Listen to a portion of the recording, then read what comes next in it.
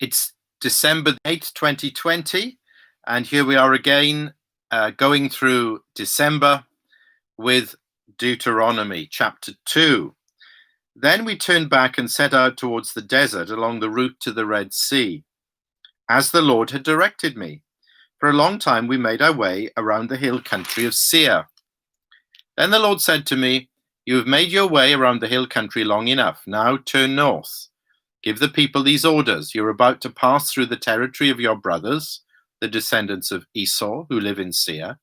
They will be afraid of you, but be very careful. Do not provoke them to war, for I will not give you any of their land, not even enough to put your foot on. I've given Esau the hill country of Seir as his own. You are to pay them in silver for the food you eat and the water you drink. The Lord your God has blessed you in all the work of your hands. He has watched over your journey through this vast desert. These 40 years the Lord your God has been with you, and you have not lacked anything."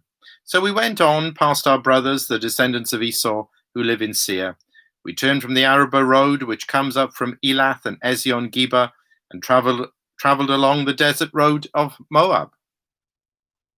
Then the Lord said to me, "Do not harass the Moabites or provoke them to war, for I will not give you any part of their land. I've given Ar to the descendants of Lot as a possession. The Emites used to live there, a people strong and numerous and as tall as the Anakites. Like the Anakites, they too were considered Rephaites, but the Moabites called them Emites. Horites used to live in Seir, but the descendants of Esau drove them out. They destroyed the Horites from before them and settled in their place, just as Israel did in the land the Lord gave them as their possession." And the Lord said, "Now get up and cross the Zered Valley." So we crossed the valley.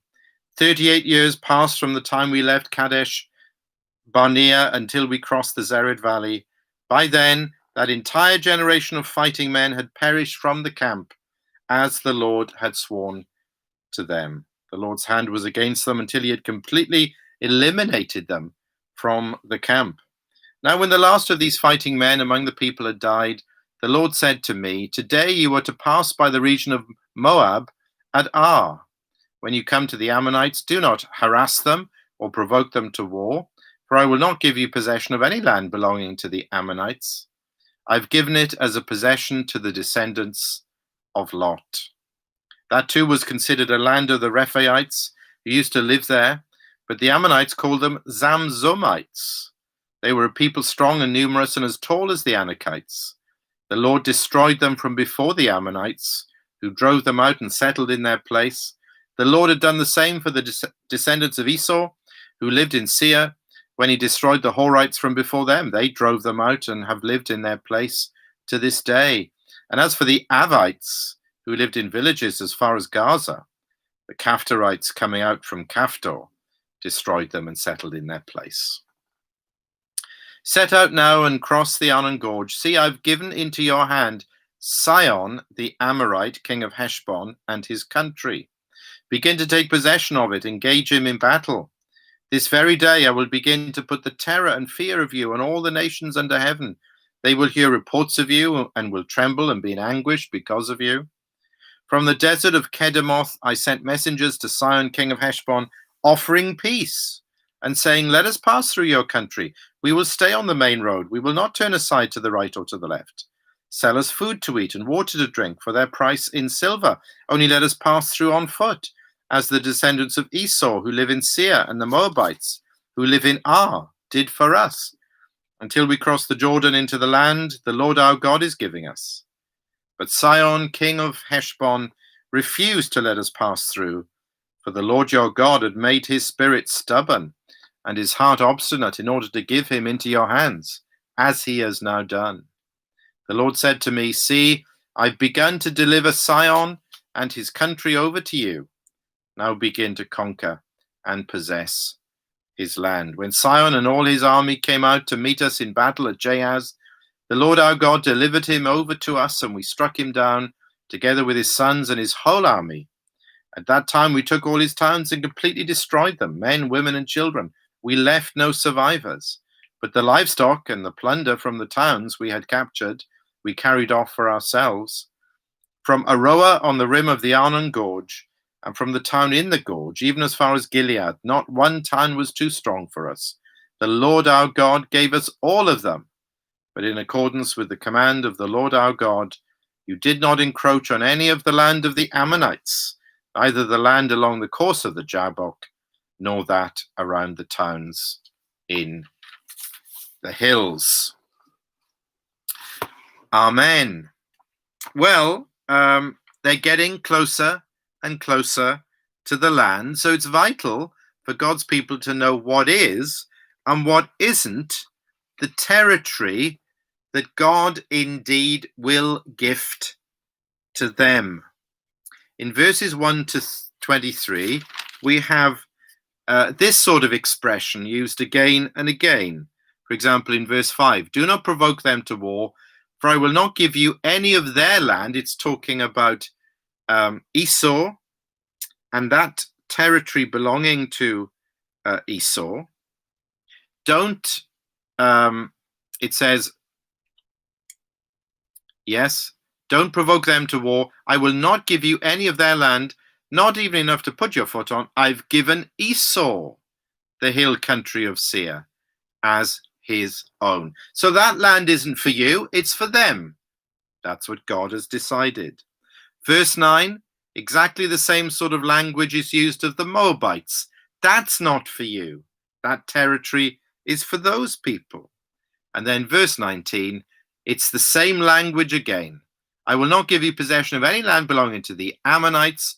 I've given it as a possession to the descendants of Lot. Not for you, but for them.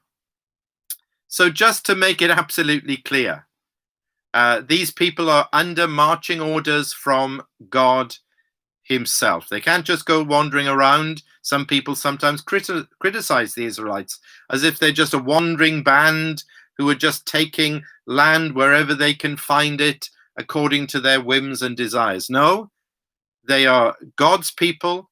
God is their king, their leader, and he's giving them here their marching orders, right down to the territory they can and cannot have. Well, that's what they are forbidden to have. But then verses 24 to 37, this is what they will be given, or it's the beginnings of it. And this is to do with Sihon, king of Heshbon, and his country. Look at verse 24. Set out now and cross the Arnon Gorge. See, I've given into your hand Sihon the Amorite, king of Heshbon, and his country. Begin to take possession of it and engage him in battle. God has decided that these people deserve judgment. And so we have language, as in verse 30, very reminiscent of Pharaoh. Remember, in the book of Exodus, God is going to judge these people, and he's going to give his land to the Israelites. In fact, the word give, giving, given is the key word in this chapter. And we'll see this again and again and again in terms of the land that the Lord will give to his people. He will deliver their enemies over to them so that they will conquer them. But all of that still means that they, God's people, must fight, must conquer their enemies, must possess their land. And that means obedience to God's commands.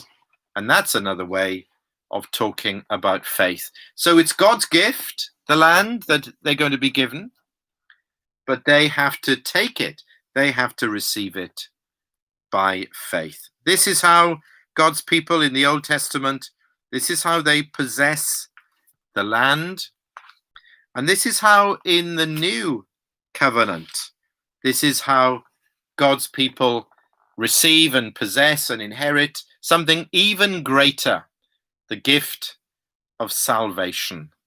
There are two key verses in Ephesians 2, 8 and 9 that sum this up. Let me read this to you as we close.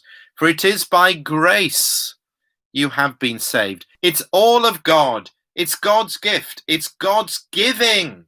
That's what we mean by the word grace. Yet, look what it says, for it is by grace you have been saved through faith. We must obey. We must receive.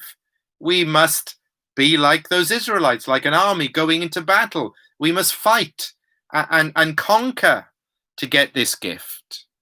And why is it done this way? For it is by grace you have been saved through faith.